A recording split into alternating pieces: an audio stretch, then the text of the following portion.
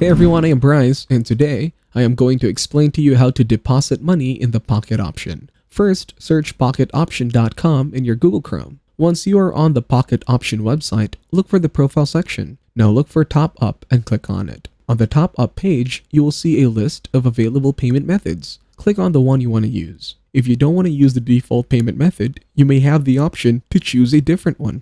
Look for any additional payment methods listed and select the one that suits you best. After choosing your preferred payment method, click on it to proceed. Depending on the payment you have chosen, you may need to enter the amount you want to deposit. Some platforms offer incentives or bonuses for depositing funds. If you are eligible for any deposit gifts or bonuses, you may have the option to choose one at this stage. Review the information you have entered to ensure everything is correct. If everything looks good, follow the prompts to complete the deposit process. On that note, that will be it for this video.